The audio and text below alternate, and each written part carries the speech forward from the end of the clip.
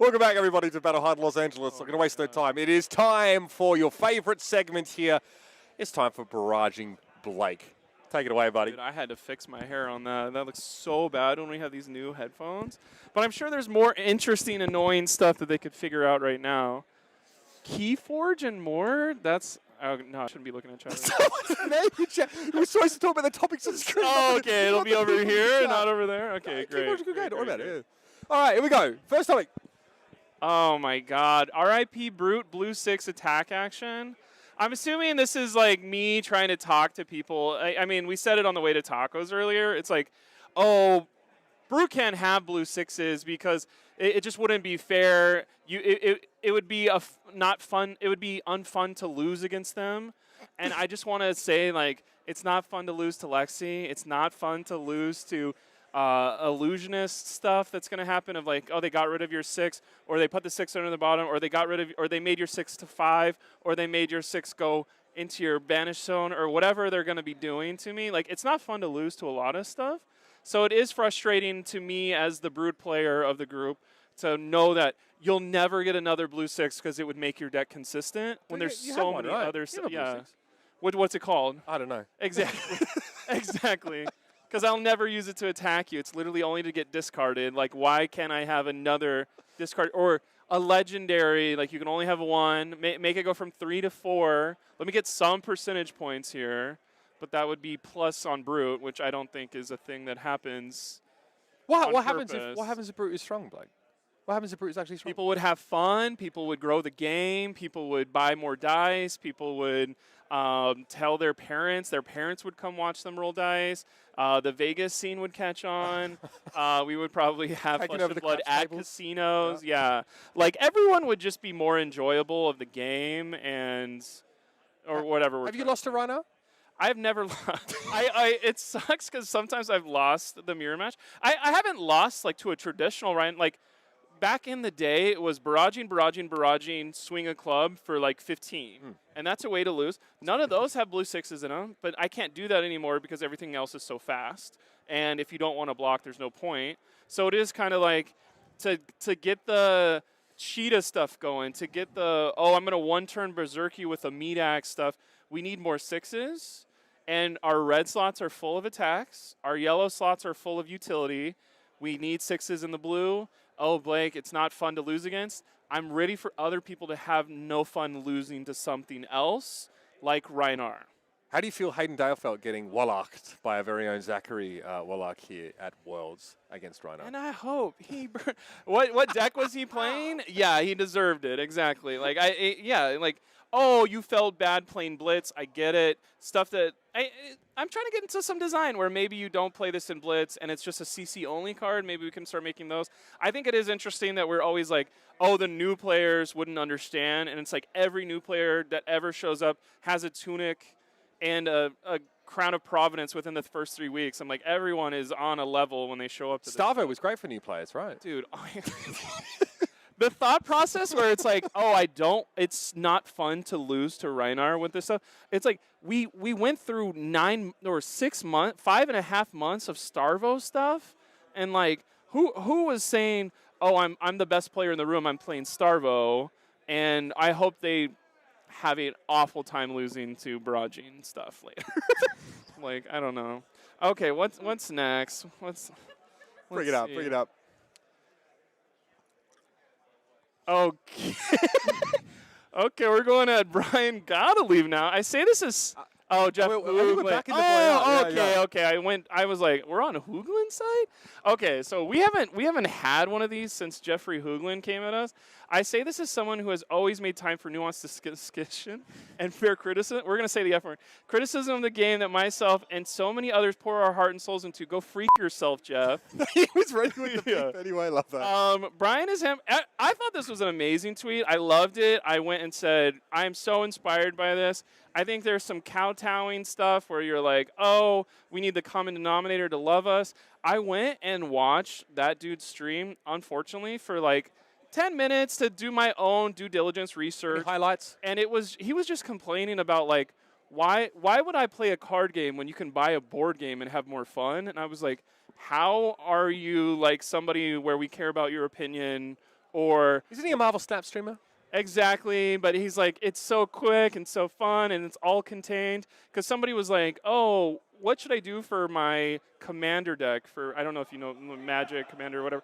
And it was like, why would I do that when I could buy a board game and my wife enjoys it with me? And it was just like, bro, what? I think the thought process was, why would I buy 2 Command and Conquers when I can buy a shelf of board games? Was the logic. And it's like, because you want to come to Battle Hardened LA and get 105th place and buy a hoodie afterwards. Like, you can't do that if you're playing Monopoly Deal or whatever, or Go Fish. I don't like Jeff Hoogland. It was fun that he was blocking everyone. That was a fun week. You use it in the past tense. It's very interesting. Because it was like, we all came together. Like, there was no brutes or illusionists or warriors. We were all Twitter haters at Hoogland. So it was a cool week. Good on you, Brian. Okay, this is BS. I hate this stuff. Okay, so I think one thing that in the set. no, okay, so okay. Here's where we get canceled real quick. There was the thought process of, hi, I'm James White. Welcome to Baltimore. I'm ready to tell you what's going on this time. Worlds is in. But don't worry, Nationals, we're going to do something that none of you guys have ever done. I have been playing this long, and like, it's something, I have been playing this long. I did do draft. Draft is fun until you solve it, and that's why we have 6 heroes and outsiders, and everyone's like, outsiders is such a good draft because we're really like, oh man, like there's so many avenues we can go, and that's just not true with Monarch, because 2 of those heroes are kind of bad, and then it's, do you have Prism? Do you have stuff that blocks Prism? And what's really happening, if we're getting to economics, I took economics in high school, senior year.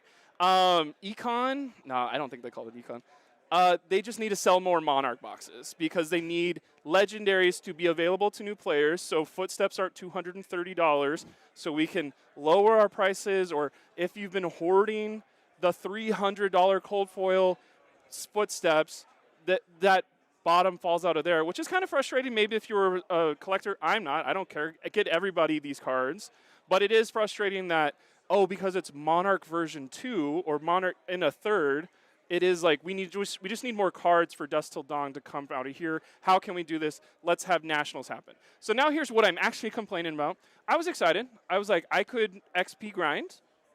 I have that available to me because I live in Los Angeles, and we can go to Flesh and Blood 6 days a week if we want to do it. Some of these people do that. Yeah, we don't lose to Brody Spurlock 6 days a week. Yeah. I would never lose to Brody Spurlock, bro.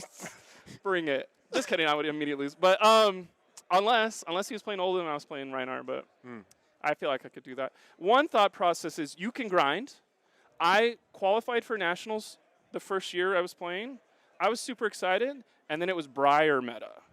And I was like, bring in Reinhardt to Briar meta. I'm going to get rolled. It doesn't make sense to go to Orlando. Last year, what was the thing that kept me from going to Nationals last year? Well, it was probably bad. But like this year, I could have done this. Like, I was within, like, let me go to more, because it was in Vegas. It's like, okay, I'll probably go to Vegas. I want to play in Nationals. As soon as it got explained that it was Monarch C, because that's what I qualified on, I only go to CC events. Where's my CC tournament? And it's going to be calling probably. So I'll just go to the calling in Vegas and get 85th place or 185th place there. And get a hoodie. And get a hoodie if they have them. Thank you, SGC or whatever they're called. 3 letters couldn't get it right. Yeah.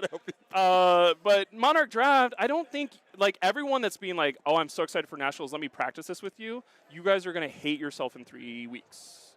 So what, you say they should run Outsiders Draft again?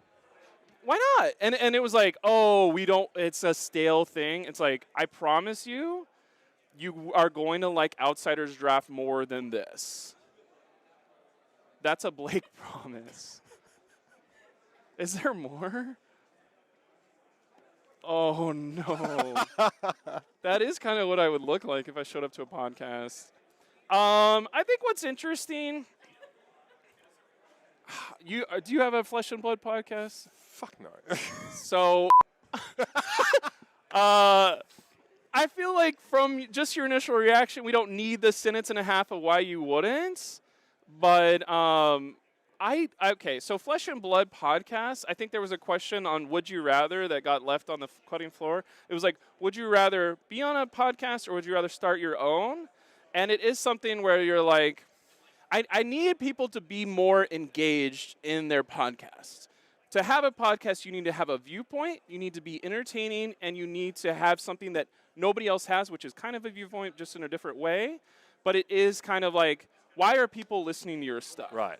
And if you aren't, if you're like, check out this 30-second clip, and I'm bored 8 seconds into it, y'all need a better editor. You maybe don't focus on the camera and focus on the audio equipment if the stuff you're putting out there is pointless. And if you're like, let me show you the matchup right now of Lexi versus Oldham, it's like, okay, it is viewpoint, entertaining, or like, did you win something big? I could understand like. So credibility, right? Yeah, there we go. Because it's like, if you're a world champion, people are going to be like, I do care. Like, do you go to the bathroom before the round or after? Like, you could say the most boring stuff, and somebody's going to go, that's what I'm doing wrong, is I keep going to the bathroom after, and I'm not able to focus on my tunic counter, which gets me the IP2, because I IP as well. And you're just like, I need to go to the bathroom earlier, and I could get there. There's so much stuff that you're blaming. And, like, I think that's so interesting. And there's people behind me that was like, did you listen to that podcast? And it's like, no. I don't listen to any podcasts. I don't think that's why I'm sitting in this chair instead of there. Like, even Taylor's podcast? I don't listen to Taylor's podcast. I want you to be clear with him. I could never listen to podcasts on purpose. It's not. I like video stuff. So maybe there's some video. Visual learner. Yeah. Yeah. Like if somebody were like, here's two people and doing this of like, but I don't know. It'd be like, what would be the most interesting they could do? So what would you do? Would you start one or be on one? You wouldn't. Where do you fall in this sort of hierarchy of requirements? I think what's interesting of what I'm saying is I work in entertainment, you work in entertainment, and it is something where you don't work in entertainment if you live in Michigan. I don't know if I'm calling somebody out, but like Michigan people are interesting in their own way, but can they edit a podcast and speak from their heart that's interesting? I'm not saying I'm more interesting than them, but I'm saying I don't think I have the viewpoint, whatever, and credibility where everyone would listen to my opinion over everyone else's. I like sticking in my lane where I'm like, I could nail this. And it's not like stick in your lane, but it is kind of like, like be interesting at least.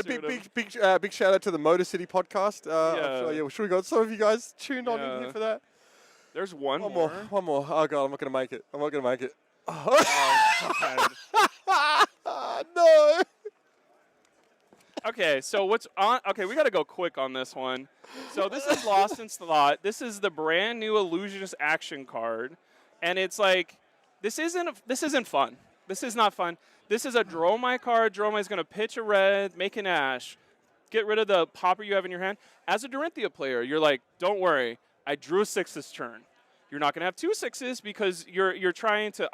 I need to make sure the ash wings don't overpower me and all this other stuff on top. I'm going to save a 6. I have a 6. Don't worry, I can stop this. They're going to go pitch 1, Lost in Thought, put that 6 on the bottom of your deck. You'll never see this again. Don't worry, you'll get a card in 2 turns that you can use. And then the dragon pressure is just going to immediately fall down on top of you. And it's like, well, that's what I've been playing for the whole day. Like I don't know how some of the heroes I play can beat Dromai anymore, because what I was trying to do was my Lost in Thought. Also, as a brute player, what we're talking about of I hate being intimidated. Right. I banish a card from your hand, and you get it back at the end of the turn. Lost in Thought, Codex, Pulse Wave Harpoon, Codex the other one, Codex the third one. These are all cards that are better intimidates than my intimidate triggers. Because you get your card at the end, we're discarding those. We're discarding those from Codex. This puts it at the bottom of your deck. Don't worry, it'll be replaced in 2 turns.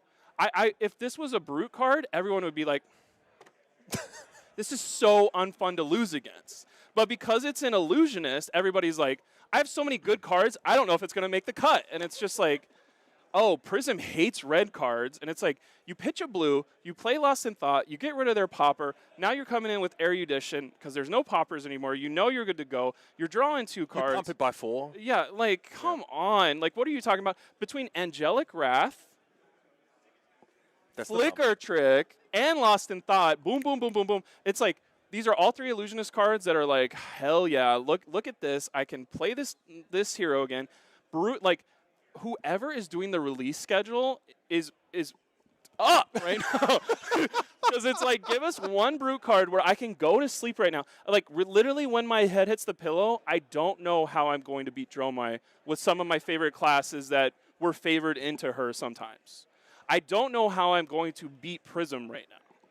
Like, am I going to switch to Dory and Chorus is the card that does that? I mean, but we then put cards back in our opponent's hand. We can do that.